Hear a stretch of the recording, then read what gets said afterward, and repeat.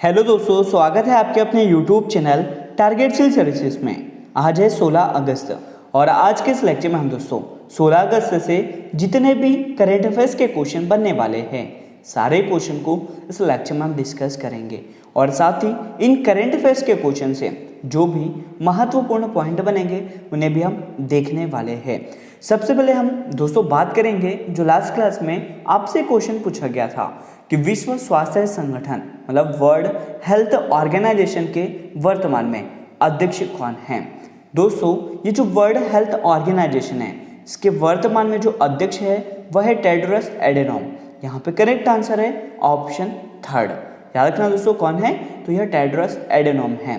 मैं आपको बता दूं कि वर्ल्ड हेल्थ ऑर्गेनाइजेशन का जो हेडक्वार्टर है वह दोस्तों जेनेवा स्विट्जरलैंड में स्थित है। याद रखना कहाँ पर स्थित है, तो यह जेनेवा स्विट्जरलैंड में स्थित है और इसकी स्थापना 7 अप्रैल, डेट याद रखना 7 अप्रैल 1948 को की गई थी। और इसके वर्तमान में दोस्तों उपनिदेशक कौन है, तो यह सौम्या स्वामीनाथन है। यह भी आपको पता होना चाहिए। और इसमें सदस्य देश की अगर बात करें तो यह 194 है। तो ये सभी महत्वपूर्ण पॉइंट है वर्ल्ड हेल्थ ऑर्गेनाइजेशन से जो आपको याद रखना है। यहाँ पे दोस्तों ऑप्शन में एंटोनियो गुटेरेस जो कि संयुक्त राष्ट्र के सेक्रेटरी जनरल है। यहीं पे मैं आपको बता दूं कि ये जो आंद्रे अजूले है यह यूनेस्को के डायरेक्टर जनरल है। ये भी आपको पता होना चाहिए। और ऑप्शन में है दोस्तों क्रिस्टालिना जॉर्जिवा जो कि अंतर्राष्ट्रीय मुद्रा कोष की अध्यक्ष है। ये आपको पता होना चाहिए। और अंतर्राष्ट्रीय मुद्रा कोष के जो मुख्य अर्थशास्त्री वो कौन है, तो यह गीता गोपीनाथ है। ये सभी महत्वपूर्ण पॉइंट हो गए इस क्वेश्चन से जो आपको याद रखना है। और अब हम शुरुआत करते हैं जो लास्ट क्लास में क्वेश्चन थे उनके रिवीजन की। रिवीजन का पहला क्वेश्चन है कि किस देश में जानवरों से इंसानों में फैलने वाला डेंगू वायरस नामक खतरनाक वायरस पाया गया है, तो यह पाया है चीन में। करेक्ट आंसर है यहाँ पे ऑप्शन थर्ड। अगला क्वेश्चन है दोस्तों कि संस्कृत भाषा को बढ़ावा देने के लिए प्रत्येक जिले में एक संस्कृत ग्राम विकसित करने का भारत का पहला राज्य कौन सा बनेगा। यह बनने वाला है दोस्तों उत्तराखंड राज्य, जहां पे एक संस्कृत ग्राम विकसित किया जाएगा। करेक्ट आंसर है ऑप्शन थर्ड। अगला क्वेश्चन है कि अंतर्राष्ट्रीय शतरंज महासंघ के फिर से अध्यक्ष कौन बन गए हैं। दोस्तों इंटरनेशनल चेस फेडरेशन है, इसके जो फिर से अध्यक्ष हैं वह आर्कडी डोवरकोविच बन गए हैं। यहाँ पे करेक्ट आंसर है ऑप्शन 1। अगला क्वेश्चन है कि एशियाई राष्ट्र के संगठन की मंत्री स्तरीय बैठक 2022 कहां पर आयोजित हुई है। इसका आयोजन किया गया है कंबोडिया में। यहाँ पे राइट आंसर है ऑप्शन 2। अगला क्वेश्चन है दोस्तों कांग्रेस के वरिष्ठ नेता शशि थरूर को किस देश के सर्वोच्च नागरिक सम्मान से सम्मानित किया जाएगा। तो शशि थरूर को सम्मानित किया जा रहा है फ्रांस के सर्वोच्च नागरिक सम्मान से। करेक्ट आंसर है यहाँ पे ऑप्शन 2। नेक्स्ट क्वेश्चन है दोस्तों कि ICC player of the month July 2022 का पुरस्कार किसने जीता है। पुरस्कार है वह जीता है प्रभात जयसूर्या ने जो कि श्रीलंका के खिलाड़ी है। और वहीं पे दोस्तों महिला कैटेगरी में इंग्लैंड की प्लेयर है एमा लैम्ब जिन्होंने ICC player of the month July 2022 का पुरस्कार जीता है। और अब दोस्तों हम शुरुआत करते हैं आज के करंट अफेयर्स की। और लेक्चर को लाइक नहीं किया है तो फटाफट लाइक जरूर कर दें। क्वेश्चन है कि हमारे प्यारे भारत देश में स्वतंत्रता दिवस 2022 को कौन सी वर्षगांठ मनाई गई है। दोस्तों हमारे देश भारत में स्वतंत्रता दिवस 2022 को 75वीं वर्षगांठ मनाई गई है। करेक्ट आंसर है ऑप्शन 2। यहाँ पे दोस्तों मैं आपको बता दूं कि इस स्वतंत्रता दिवस को 75वीं आज़ादी की वर्षगांठ है। और नंबर के अकॉर्डिंग बात करें तो इस वर्ष 76वां स्वतंत्रता दिवस मनाया गया है। दोस्तों 15 अगस्त 2022 के अगर विषय की बात करें तो यह है नेशन फर्स्ट ऑलवेज फर्स्ट है। साथ ही मैं आपको बता दूं कि 15 अगस्त को हमारे देश भारत के अलावा 3 अन्य देश भी स्वतंत्रता दिवस मनाते हैं। वह कौन कौन से है, तो दक्षिण कोरिया जापान से अगस्त 1945 को आज़ाद हुआ था। वहीं दोस्तों बहरीन ब्रिटेन से अगस्त 1971 में आज़ाद हुआ था। और फ्रांस से दोस्तों कॉन्गो 15 अगस्त 1960 को आज़ाद हुआ था। तो ये 3 देश भी है जहाँ पे 15 अगस्त को इंडिपेंडेंस डे मनाया जाता है। यहाँ पे दोस्तों हम आपका डाउट क्लियर कर देते हैं कि ये जो भारत का 75वां स्वतंत्रता दिवस मना रहे हैं या 76वां, तो मैं आपको बता दूं कि हमारा देश भारत 15 अगस्त 1947 को स्वतंत्र हो गया था। इसके एक साल पूरे होने पर यानी 15 अगस्त 1948 को दोस्तों स्वतंत्रता दिवस की पहली वर्षगांठ मनाई गई थी, लेकिन स्वतंत्रता दिवस दूसरा हो गया था। तो दिवस में इसे शुरू होने वाले तारीख को भी गिना जाता है। इसी तरह 1957 में भारत ने स्वतंत्रता दिवस के 10वीं वर्षगांठ मनाई, लेकिन दोस्तों दिवस के तौर पर यह कौन सा स्वतंत्रता दिवस था? तो 11वां स्वतंत्रता दिवस था। इसी तरह हम दोस्तों गिनती करते हैं कि अब यानी 2022 में अगर स्वतंत्रता दिवस की बात करें तो हमने 75वीं वर्षगांठ मनाई है, लेकिन दिवस कौन सा मनाया है? तो यह 76वां दिवस मनाया है। तो इसका मतलब हो गया दोस्तों कि भारत इस वर्ष कौन सा स्वतंत्रता दिवस मनाया है? तो 76वां स्वतंत्रता दिवस मनाया है। और कौन सी वर्षगांठ मनाई है? तो यह 75वीं वर्षगांठ मनाई है। तो यह डाउट आपका क्लियर हो गया होगा। यहाँ पे याद रखना है कि हमारे प्यारे भारत देश में स्वतंत्रता दिवस 2022 को कौन सी वर्षगांठ मनाई है? तो यह दोस्तों याद रखना, यह 75वीं वर्षगांठ मनाई है। और कौन से नंबर का स्वतंत्रता दिवस मनाया है? तो 76वां स्वतंत्रता दिवस मनाया है। और अब चलते हैं अगले क्वेश्चन की ओर। और आपके लिए अगला क्वेश्चन है कि किस देश की अंतरिक्ष एजेंसी ने स्पेस टेक पार्क स्पार्क को लॉन्च किया है?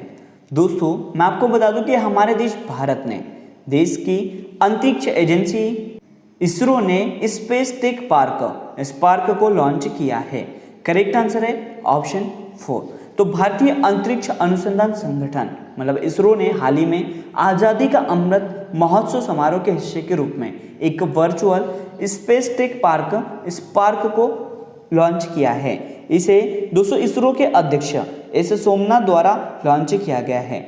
यह वर्चुअल स्पेस संग्रहालय लॉन्च वाहनों, उपग्रहों, वैज्ञानिक मिशनों के साथ साथ भारत के अंतरिक्ष क्षेत्र से संबंधित कई दस्तावेजों, छवियों और वीडियो को होस्ट करता है। यहाँ पे आपको याद रखना है कि भारत देश की अंतरिक्ष स्पेस एजेंसी इसरो ने दोस्तों स्पेस टेक पार्क स्पार्क को लॉन्च किया है। यहाँ पे हम दोस्तों बात कर लेते हैं इसरो के इंडियन स्पेस रिसर्च ऑर्गेनाइजेशन की, जिसकी स्थापना 1969 में की गई थी। इसका हेडक्वार्टर दोस्तों बेंगलोर कर्नाटक में स्थित है। मैं आपको बता दूं इसके वर्तमान में जो प्रेसिडेंट हैं मतलब अध्यक्ष वह कौन है? तो यह एस सोमनाथ है। ये भी आपको याद रखना है। तो ये सभी महत्वपूर्ण पॉइंट हो गए इस लेक्चर से, इस क्वेश्चन से जो आपको याद रखना है। और अब चलते हैं अगले क्वेश्चन की ओर। आपके लिए अगला क्वेश्चन कि भारत की पहली अंडर वाटर मेट्रो का उद्घाटन किस शहर में किया जाएगा? दोस्तों ये जो भारत की पहली अंडर वाटर मेट्रो है, इसका उद्घाटन किस शहर में किया जाएगा? तो कोलकाता शहर में। करेक्ट आंसर है ऑप्शन 2। तो दोस्तों यह मेट्रो ट्रेन हुगली नदी के नीचे बनाई गई सुरंग से होकर निकलेगी। और इस सुरंग की अगर लंबाई की बात करें तो यह 10.8 किलोमीटर है, जिसमें 520 मीटर पानी के अंदर सुरंग का हिस्सा है। यह लाइन दोस्तों कुल 16.55 किलोमीटर की होगी। इसमें से 9.30 किलोमीटर सेक्टर 5 से सियालदह पर काम हो चुका है और बाकी का जो काम है वह जून 2023 तक पूरा हो जाएगा। यहाँ पे आपको याद रखना है कि भारत की पहली अंडर वाटर मेट्रो का जो उद्घाटन है वह किस शहर में किया गया है? कोलकाता में, जो कि दोस्तों पश्चिम बंगाल में स्थित है। करेक्ट आंसर है ऑप्शन 2।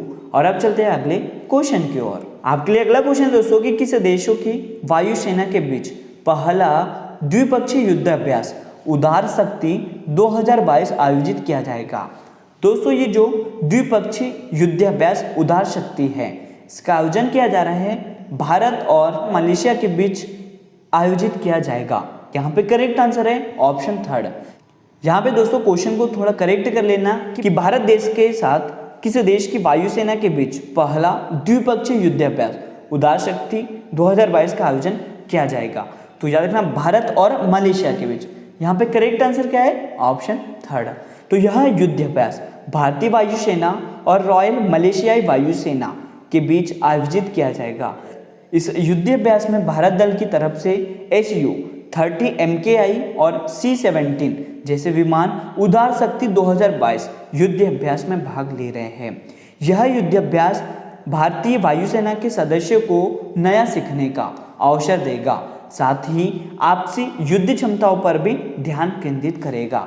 इसका आयोजन है दोस्तों वह कहाँ पर किया जा रहा है, तो यह मलेशिया में किया जा रहा है। तो याद रखना दोस्तों कि भारत और मलेशिया देश की वायुसेना के बीच पहला द्विपक्षीय युद्धाभ्यास उदार शक्ति 2022 का आयोजन किया जा रहा है। और अब चलते हैं अगले क्वेश्चन की ओर। आपके लिए अगला क्वेश्चन है कि हाल ही में किस नदी पर दुनिया के सबसे ऊंचे पुल के गोल्डन ज्वाइंट का उद्घाटन किया गया है। दोस्तों ये जो दुनिया का सबसे ऊंचा पुल गोल्डन ज्वाइंट है, इसका उद्घाटन किया है चिनाब नदी पर। करेक्ट आंसर है ऑप्शन 2। मैं आपको बता दूं 13 अगस्त 2022 को जम्मू कश्मीर के रियासी जिले में चिनाब नदी पर दुनिया के सबसे ऊंचे पुल संपर्क के 2 सिरों को जोड़ने का काम पूरा हो गया है। पुल का जो निर्माण है वह लगभग 28,000 करोड़ रुपए की लागत से किया जा रहा है। इस पुल की ऊंचाई की अगर बात करें तो यह दोस्तों 359 मीटर है। याद रखना इस पुल की ऊंचाई कितनी है, तो यह 359 मीटर है। यह 111 किलोमीटर लंबे कटरा बनिहाल रेलवे खंड को पूरा करने की दिशा में एक बड़ी उपलब्धि है। यहाँ पे दोस्तों हमने वर्ड यूज किया गोल्डन ज्वाइंट, तो इसको समझ लेते हैं। तो गोल्डन ज्वाइंट वह ज्वाइंट है जिसमें किसी ऐसे नए पाइपिंग कंपोनेंट की वेल्डिंग मौजूदा लाइन से कर दी जाती है। गोल्डन ज्वाइंट के जरिए high strength fiction grip bolt की मदद से ब्रिज और ब्रिज ओवर आर्क डेक के 2 हिस्से को जोड़ा जाता है। यह दोस्तों इंजीनियर्स का एक टेक्निकल टर्म भी कहलाता है। तो याद रखना गोल्डन ज्वाइंट क्या हो गया, तो ये मैंने आपको बता दिया। तो याद रखना दोस्तों कि चिनाब नदी पर दुनिया के सबसे ऊंचे पुल के गोल्डन ज्वाइंट का उद्घाटन किया गया है। यहाँ पे करेक्ट आंसर है ऑप्शन 2। और आपके लिए अगला क्वेश्चन है कि football tournament UEFA super cup 2022 का खिताब किसने जीता है। मैं आपको बता दूं दोस्तों कि जो फुटबॉल टूर्नामेंट है इसमें सुपर कप 2022 का जो खिताब है वह जीता है रियल मैड्रिड ने। करेक्ट आंसर है ऑप्शन 1। तो फुटबॉल क्लब रियल मैड्रिड ने आइंट्राख्ट फ्रैंकफर्ट को फाइनल मुकाबले में 2-0 से हराकर football tournament UEFA super cup 2022 का खिताब जीत लिया है। दोस्तों ये जो UEFA सुपर कप 2022 है इसका आयोजन कहाँ पर किया गया है, तो याद रखना हेलेंसिकी फिनलैंड में इसका आयोजन किया गया है। और यह कौन सा संस्करण आयोजित किया गया था, जो 47वां संस्करण आयोजित किया गया था। करेक्ट आंसर है ऑप्शन 1। रियल मैड्रिड ने football tournament UEFA super cup 2022 का खिताब जीत लिया है। और इसमें उपविजेता कौन रही है, तो यह आइंट्राख्ट फ्रैंकफर्ट रही है। ये आपको पता होना चाहिए। और आज का जो क्वेश्चन ऑफ द डे है दोस्तों आपके लिए कि भारतीय कृषि अनुसंधान परिषद ICAR के नए महानिदेशक कौन बन गए हैं। इसका सही जवाब आपको कमेंट बॉक्स में देना है। तो आज का लेक्चर यहीं पर एंड होता है। अगर आपको हमारी मेहनत अच्छी लगी हो इसे लाइक जरूर करें, शेयर करें। अगर आप इस चैनल पर नए हो दोस्तों सब्सक्राइब भी जरूर कर ले। Thank you so much guys for watching this video. Bye bye, take care.